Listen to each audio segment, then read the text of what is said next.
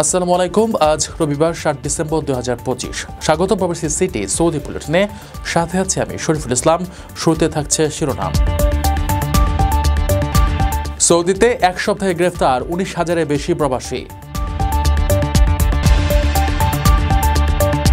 যৌতুকের বলি প্রবাসী স্ত্রী নির্যাতনের পর বিষ খাইয়ে হত্যার অভিযোগ।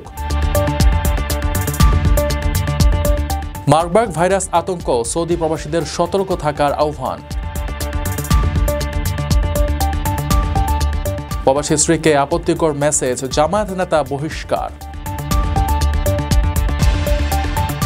আমিরাতে লটারিতে ভাগ্য খুলল বাংলাদেশের, জিতলেন প্রায় কোটি টাকা।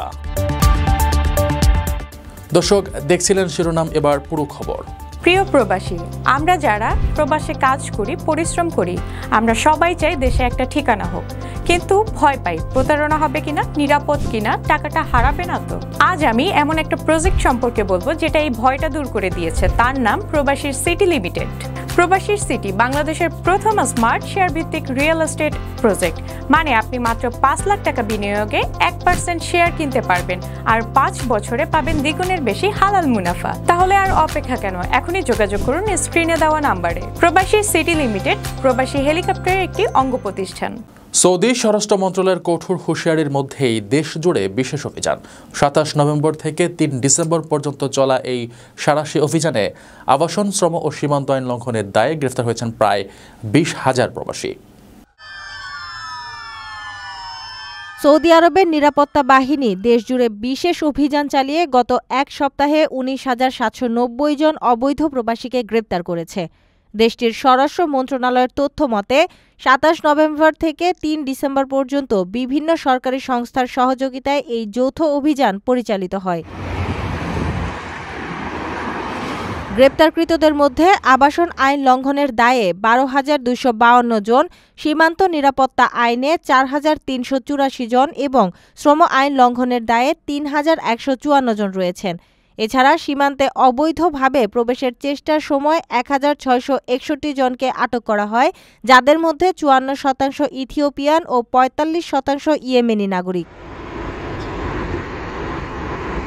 বর্তমানে ৩১,২৯২ জন প্রবাসীর বিরুদ্ধে আইনি প্রক্রিয়া চলছে এবং ইতিমধ্যে ১১,১৪৮ জনকে নিজ দেশে ফেরত পাঠানো হয়েছে। অবৈধদের আশ্রয়, পরিবহন বা কাজ দেওয়ার অপরাধে ১৫ জন ব্যক্তিকে গ্রেপ্তার করেছে পুলিশ।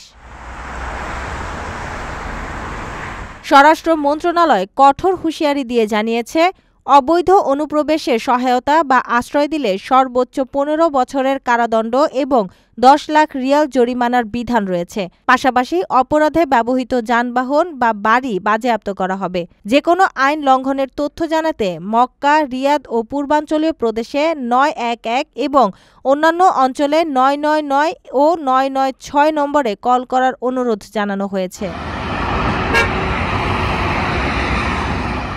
কুমিল্লায় যৌতুকের দাবিতে গৃহবধূকে হত্যা করা হয়েছে। সৌদি প্রবাসী স্ত্রী সাদিয়া আক্তারকে পিটিয়ে বিষ পানে বাধ্য করার অভিযোগ উঠেছে শ্বশুরবাড়ির বিরুদ্ধে। বিস্তারিত প্রতিবেদনে। কুমিল্লার বুড়িচংয়ে যৌতুকের দাবিতে সাদিয়া আক্তার নামে সৌদি প্রবাসীর স্ত্রীকে নির্মম নির্যাতনের পর বিষ পানে হত্যার অভিযোগ উঠেছে। এ ঘটনায় পুলিশ ইতোমধ্যে ২ জনকে আটক করেছে। নিহতের পরিবারের অভিযোগ, গত শুক্রবার ৫ ডিসেম্বর সাদিয়া বাবার বাড়িতে একটি অনুষ্ঠানে থাকাকালীন শ্বশুরবাড়ির লোকজন তাকে জোরপূর্বক তুলে নিয়ে যায়। সেখানে যৌতুকের দাবিতে তাকে পুনরায় শারীরিক নির্যাতন এবং জোর করে বিষ পানে বাধ্য করা হয়। পরে আশঙ্কাজনক অবস্থায় ঢাকায় নেওয়ার পথে চান্দিনায় তার মৃত্যু হয়। তবে শ্বশুরবাড়ির লোকজনের দাবি ঘটনাটি আত্মহত্যা। নিহত সাদিয়া উপজেলার উত্তর কোদালিয়া গ্রামের রেজাউল হোসেনের মেয়ে এবং তার ৮ মাস বয়সী একটি পুত্র সন্তান রয়েছে। এই ঘটনায় নিহতের মা রুবি আক্তার বাদী হয়ে দেবর রাব্বি হোসেনকে প্রধান আসামি করে ৬ জনের বিরুদ্ধে ৩০৬ ধারায় মামলা দায়ের করেছেন। বুড়িচং থানার এসআই মোহাম্মদ রাকিবুল ইসলাম জানান, ময়নাতদন্তের প্রতিবেদন পেলে মৃত্যুর সঠিক কারণ নিশ্চিত হওয়া যাবে। পলাতক বাকি আসামিদের গ্রেপ্তারে পুলিশের অভিযান অব্যাহত রয়েছে।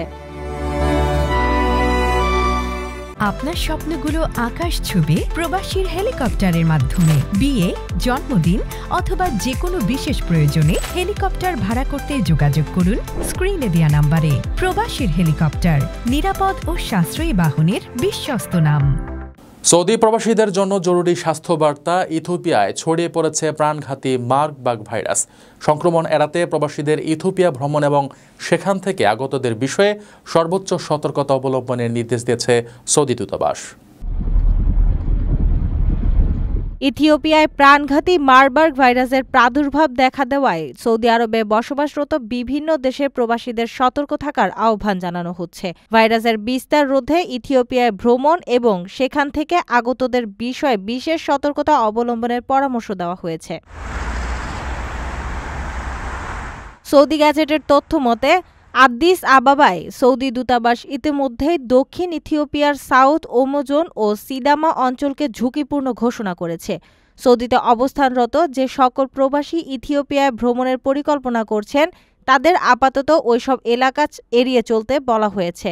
এছাড়া ইথিওপিয়া থেকে সদ্য আগত ব্যক্তিদের সংস্পর্শে আসার ক্ষেত্রে সাবধানতা এবং স্থানীয় স্বাস্থ্য কর্তৃপক্ষের নির্দেশনা কঠোরভাবে মেনে চলার উপর জোর দেওয়া হয়েছে। গত ৩ ডিসেম্বর পর্যন্ত ইথিওপিয়ায় ১৩ জন আক্রান্তের মধ্যে ৮ জনের মৃত্যু রেকর্ড করা হয়েছে। মার্বার্গ ভাইরাসের উচ্চ মৃত্যুহার ও সংক্রমণের ঝুঁকি বিবেচনায় সৌদিতে অবস্থানরত সবার স্বাস্থ্য সুরক্ষা নিশ্চিত করতে এই সতর্কবার্তা অত্যন্ত গুরুত্বপূর্ণ। যে কোনো জরুরি প্রয়োজনে স্থানীয় কর্তৃপক্ষের হটলাইনে যোগাযোগের পরামর্শ দেওয়া হয়েছে। প্রবাসীর স্ত্রীকে কুরুচিপূর্ণ প্রস্তাবের অভিযোগে জালকাঠির জামায়াতের আমির হাফেজ নুরুল্লাহকে দল থেকে বহিষ্কার করা হয়েছে। দলীয় শৃঙ্খলা ভঙ্গের দায়ে তদন্ত সাপেক্ষে শনিবার তাকে চূড়ান্তভাবে বহিষ্কার করে জেলা জামায়াত। ঝালকাঠির নলসিটিতে এক প্রবাসীর স্ত্রীকে আপত্তিকর মেসেজ পাঠানো ও উত্ত্যক্ত করার অভিযোগে রানাপাশা ইউনিয়ন জামায়াতে ইসলামের আমির হাফেজ নুরুল্লাহকে দল থেকে বহিষ্কার করা হয়েছে। দলীয় শৃঙ্খলা ভঙ্গের দায়ে তদন্ত সাপেক্ষে শনিবার ৬ ডিসেম্বর জেলা জামায়াত তাকে বহিষ্কারের ঘোষণা দেয়। অভিযুক্ত নুরুল্লাহ সদর উপজেলার কৃষ্ণকাঠি এলাকার একটি স্বতন্ত্র ইবতেদায়ী মাদ্রাসার শিক্ষক। অভিযোগ সূত্রে জানা যায় তিনি তার মাদ্রাসার এক ছাত্রের মায়ের মোবাইলে নিয়মিত আপত্তিকর বার্তা পাঠাতেন। বিষয়টি জানাজানি হলে ওই ছাত্রের স্বজনরা তাকে মারধর করেন। ঘটনার জবানবন্দির একটি ভিডিও সামাজিক যোগাযোগ মাধ্যমে ছড়িয়ে পড়লে এলাকায় তোলপাড় সৃষ্টি হয়। বিষয়টি নিশ্চিত করে উপজেলা জামায়াতের সেক্রেটারি সৈয়দ মোহাম্মদ আব্দুস সালাম জানান, সাংগঠনিক তদন্তে অভিযোগের সত্যতা মেলায় এ ব্যবস্থা নেওয়া হয়েছে। এ প্রসঙ্গে জেলা জামায়াতের সেক্রেটারি মোহাম্মদ ফরিদুল হক বলেন, জামায়াতে ইসলামী নৈতিকতা ও শৃঙ্খলার পরিপন্থী কোনো আচরণ বরদাস্ত করবে না, তাই তাকে সংগঠন থেকে বহিষ্কার করা হয়েছে। প্রিয় প্রবাসী, আমরা যারা প্রবাসে কাজ করি, পরিশ্রম করি, আমরা সবাই চাই দেশে একটা ঠিকানা হোক, কিন্তু ভয় পাই প্রতারণা হবে কিনা, নিরাপদ কিনা, টাকাটা হারাবে না তো। আজ আমি এমন একটা প্রজেক্ট সম্পর্কে বলবো যেটা এই ভয়টা দূর করে দিয়েছে। তার নাম প্রবাসীর সিটি লিমিটেড।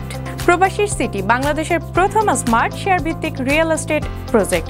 মানে আপনি মাত্র ৫ লাখ টাকা বিনিয়োগে ১% শেয়ার কিনতে পারবেন আর ৫ বছরে পাবেন দ্বিগুণের বেশি হালাল মুনাফা। তাহলে আর অপেক্ষা কেন? এখনই যোগাযোগ করুন স্ক্রিনে দেওয়া নাম্বারে। প্রবাসীর সিটি লিমিটেড প্রবাসী হেলিকপ্টারের একটি অঙ্গ প্রতিষ্ঠান। সংযুক্ত আরব আমিরাতের জনপ্রিয় বিগ টিকেট লটারিতে ভাগ্য খুলল প্রবাসী বাংলাদেশের। ৪২ বছর বয়সী এই প্রবাসী লটারিতে জিতে নিয়েছেন প্রায় কোটি টাকার সমপরিমাণ অর্থ। 25 million! সংযুক্ত আরব আমিরাতের জনপ্রিয় বিগ টিকেট লটারিতে ভাগ্য খুলেছে প্রবাসী বাংলাদেশি মোহাম্মদ কবির হোসাইনের। ৪২ বছর বয়সী এই প্রবাসী জিতে নিয়েছেন প্রায় ৮৩ লাখ টাকার সমপরিমাণ অর্থ। গত ২০ বছর ধরে আরব আমিরাতে বসবাস করছেন কবির।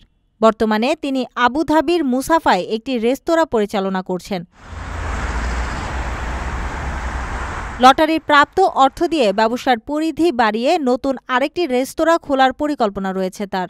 অন্য প্রবাসী বাংলাদেশিদের বিজয়ী হতে দেখে উৎসাহিত হয়ে গত ১.৫ বছর ধরে নিয়মিত বিগ টিকেটে অংশ নিচ্ছিলেন তিনি। নিজের জয়ে উচ্ছ্বসিত কবির জানান, তিনি জয়ের ব্যাপারে বেশ আত্মবিশ্বাসী ছিলেন।